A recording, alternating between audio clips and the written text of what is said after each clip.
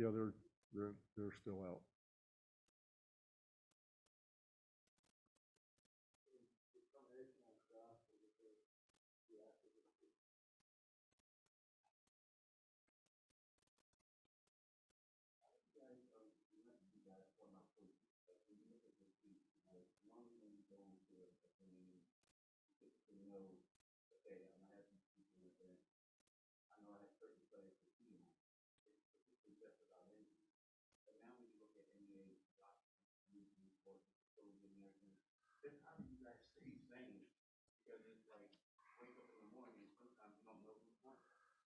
Well, you're right, but as you can probably guess, there's nothing we can do about it either. So there's really no solution. You just have to mentally deal with it and put it out of your mind. But it makes it no fun, and it makes it a real odd situation. Both players out, coaches out, staff out, all that kind of thing. You just kind of piece it together. It's like fingers in the dike, so to speak. And the one thing about it is it's all fair because we're all going through it. It's not just, these 5 teams or these 10 teams, but I think you just mentally have to put that away and carry on. It's your only choice.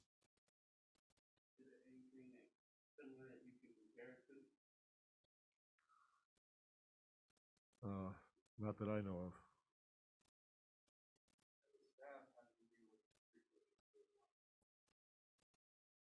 Well, the fortunate thing is it's just basketball, and we're not that important anyway.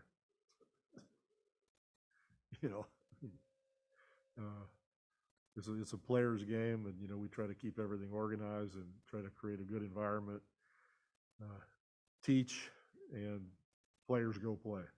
So, especially as you get to the half point of the season, it's all the same stuff. Who does what better? There's transition defense, and there's pace on offense, and there's shooting ability, and there's locking out, and who guards better than the other team, and who does more good things for 48 minutes.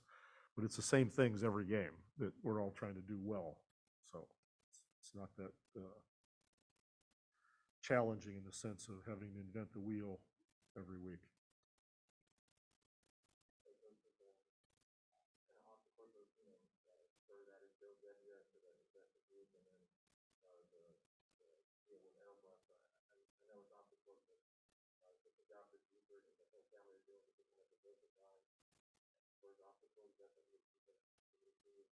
Well,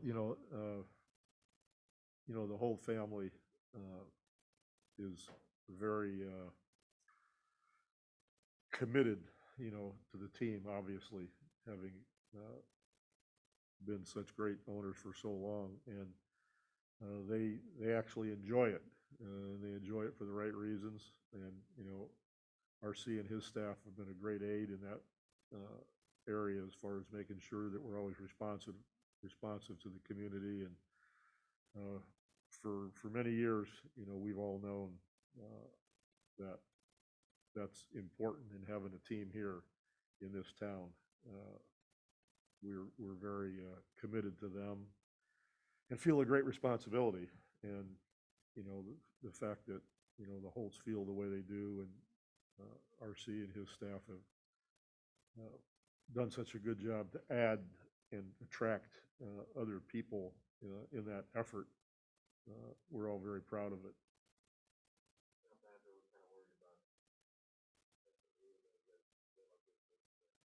Well, I can't control what fans think.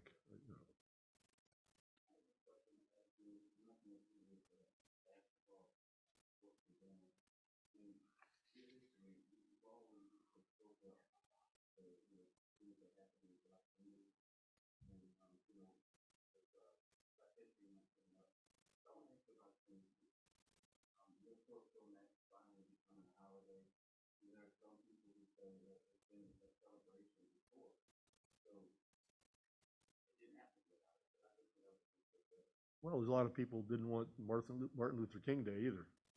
That was a big struggle. So it's just part of, it's just been a part of our country. Always has been. As far as Juneteenth, yeah, I might be too cynical, or maybe I'm just realistic, but it sort of felt like a lot of politicians acquiesced to Juneteenth and then basically either blatantly or between the lines said, now shut up. You got that, be happy. What else do you want? Justice, equality, a recognition that we have a systemic system that keeps black and brown people in the background and underneath and less than. It was that kind of an attitude, like that really is depressing and angering both at the same time. So, you know, you still see it today with the voting rights issues that are going on. You know, we have two senators that seem to not be able to understand the gravity of this situation. And it's for political reasons. And they must think that we're stupid or they just don't care or both. But we're in such a dangerous situation right now that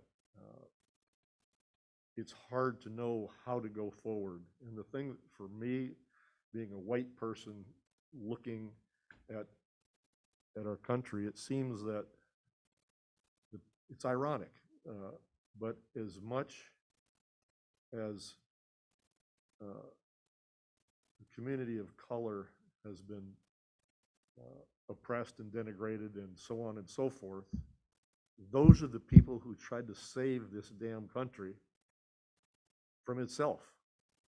It's just ironic to me.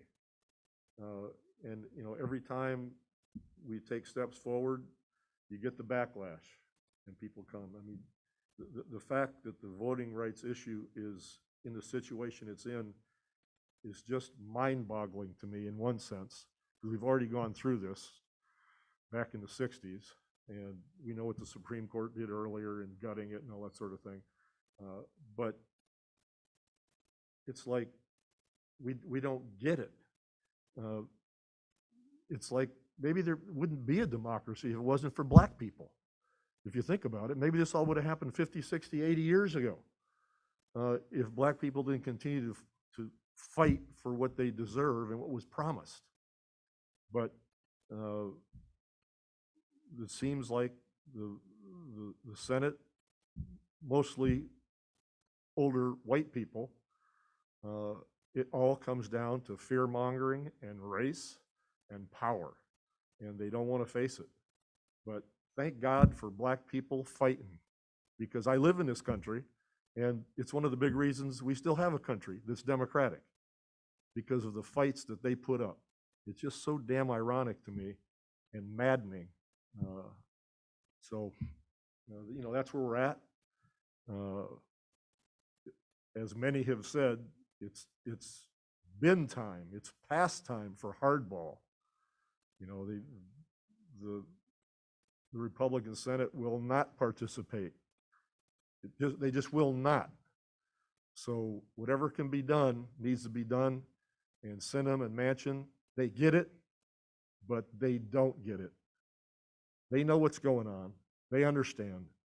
But there are more important things to them, and it's damn selfish and dangerous to our country. Okay.